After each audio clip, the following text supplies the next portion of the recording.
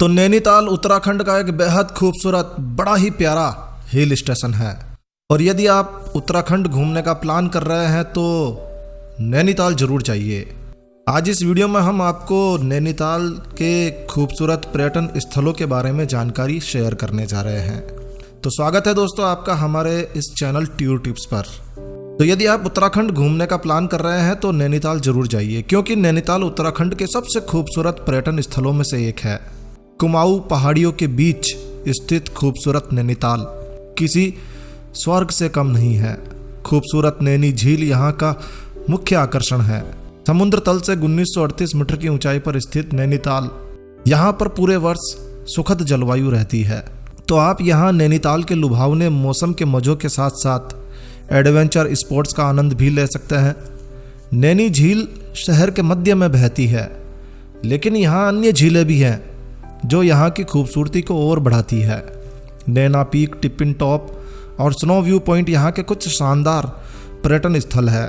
नैना देवी मंदिर यहाँ का एक महत्वपूर्ण धार्मिक स्थान है जो भारत के 51 शक्तिपीठों में से एक गिना जाता है। तो आइए एक एक करके जानते हैं यहाँ के घूमने योग्य स्थानों के बारे में। कहते हैं देवी सती की आंख यहाँ गिरी थी और इसी वजह से इस जगह का नाम नैनीताल पड़ गया। भारत में नैना देवी सती के 51 शक्तिपीठों में से एक है। तो घूमने की शुरुआत करते हैं इसी मंदिर से। पूरे भारत में स्थित 51 शक्तिपीठों में से एक प्रतिष्ठित नैना देवी मंदिर एक पवित्र स्थान है जो भारत के उत्तराखंड के नैनीताल जिले में नैनी झील के उत्तरी किनारे पर स्थित हिंदू धर्म को मानने वालों का एक बड़ा ही धार्मिक पवित्र तीर्थ स्थान है। ये मंदिर पूरे देश में हिंदू पूजा के सबसे प्रसिद्ध स्थानों में से एक है। कहते हैं देवी सती की आंख यहाँ गिरी थी और देवी सती की आंखों के लिए समर्पित भारत के सभी हिस्सों से भक्त पूरे वर्ष इस क्षेत्र में आते हैं। नैना देवी के प्रमुख देवता माँ नैना देवी या माता सती है। हिंदू पौराणिक कथाओं के अनुसार यह मंदिर ठीक उसी जगह पर बनाया गया है जहाँ देवी सती की आंख पृथ्वी पर गिरी थी। तो जब आप नैनीताल जाएं तो अपनी यात्रा की शुरुआत नैना देवी नैना माता के दर्शनों के साथ में कीजिए। और इसके बाद में अगला खूबसूरत दर्शनीय स्थान है नैनी झील। नैनी झील एक सुंदर प्राकृतिक झील है। ये झील अर्धचंद्राकार या फिर गुर्दे की आकृति में दिखाई देती है। कुमाऊं क्षेत्र की प्रसिद्ध झीलों में से ये झील सबसे ज़्यादा प्रसिद्ध झील है। उत्तर पश्चिम में नैनी पीक, दक्षिण पश्चिम में टिप्पिन पॉइंट और उत्तर में बर्फ से ढकी चोटियों से घिरी झील विशेष रूप से सुबह और सूर्यास्त के समय काफ़ी लुभावनी दिखाई देती है। पहाड़ी को कवर करने वाले शंकुधारी पेड़ जगह जगह से इसकी सुंदरता को और बढ़ा देते हैं। झील को दो अलग अलग वर्गों में विभाजित किया जा सकता है। झील के उत्तरी भाग को मल्लीताल और दक्षिणी क्षेत्र को तल्लीताल कहा जाता है।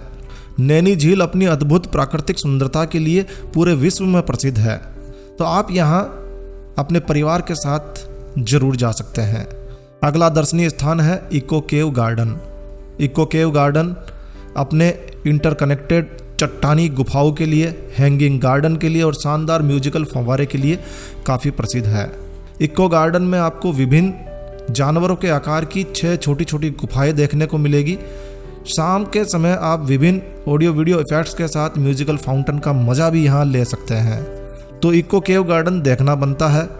अगला दर्शनीय स्थान है मॉल रोड। जैसा कि सभी हिल स्टेशन पर एक मॉल रोड होता है, नैनीताल भी जुदा नहीं है। नैनीताल में भी एक मॉल रोड है, नैनी झील के पास ही है।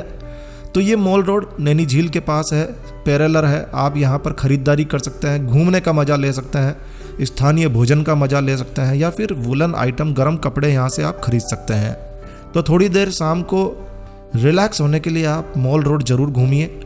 अगला दर्शनीय स्थान है स्नो व्यू पॉइंट। समुद्र तल से 2270 मीटर की ऊंचाई पर स्थित है स्नो व्यू पॉइंट। नैनीताल में स्नो व्यू पॉइंट इस जगह का सबसे आकर्षक पर्यटन स्थल है। यहाँ से आपको सफ़ेद बर्फ में लिपटे हिमालय का शानदार मनोरम दृश्य देखने को मिल जाता है। यहाँ से आप 3 महत्वपूर्ण चोटियाँ नंदा देवी, त्रिशूल और नंदाकोट की चोटियों को एक साथ देख सकते हैं।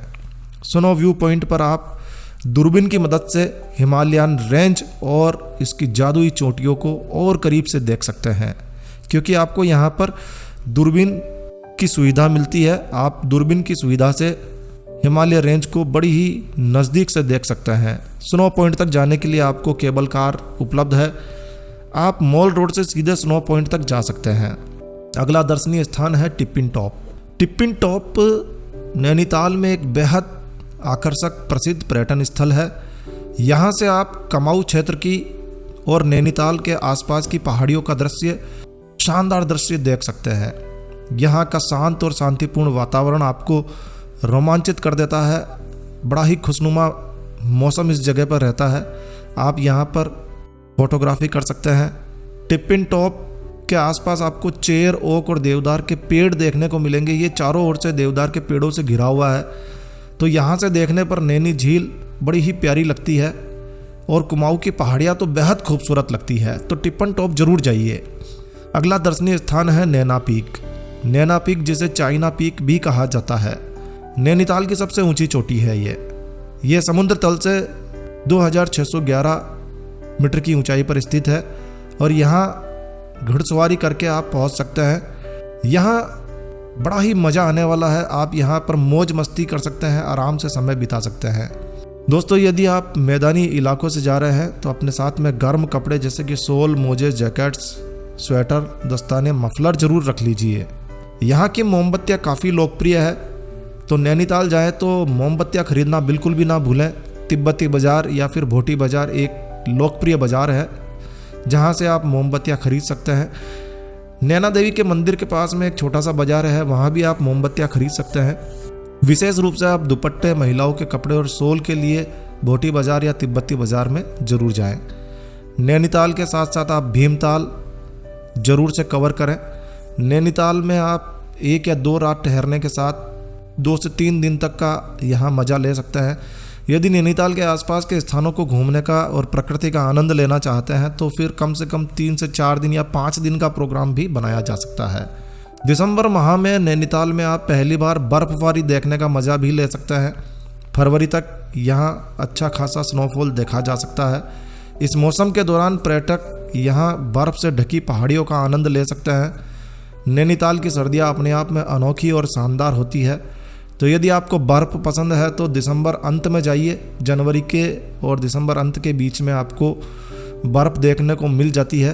तो नैनीताल की यात्रा की योजना इस तरह से बना सकते हैं। वैसे नैनीताल घूमने का सबसे अच्छा समय मार्च से जून का होता है, जब पूरे देश में गर्मी और वसंत का मौसम होता है। तब नैनीताल में बड़ा सुहावना मौसम होता है, तो इस समय भी आप जा सकते हैं। नैनीताल में कोई रेलवे स्टेशन नहीं है, तो नैनीताल का सबसे निकटतम रेलवे स्टेशन काठगोदाम है, जो कि लगभग 35 किलोमीटर दूर है। यहाँ से आप बस ले सकते हैं जो कि 60-65 रुपये में आपको नैनीताल छोड़ देती है।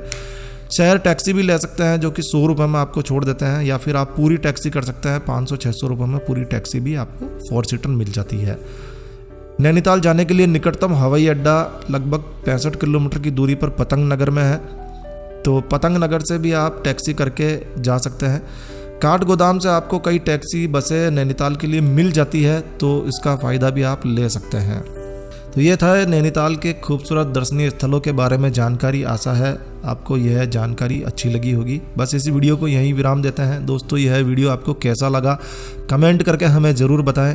यदि आपको यह वीडियो वास्तव में अच्छा लगा है तो लाइक के बटन पर ज़रूर क्लिक कीजिए, और यदि आपने हमारा ये चैनल सब्सक्राइब नहीं किया हुआ है तो इसी तरह की और जानकारियों के लिए आप हमारे चैनल को सब्सक्राइब भी कर सकते हैं। तो सब्सक्राइब के लाल बटन पर क्लिक करके अभी सब्सक्राइब कर लीजिए।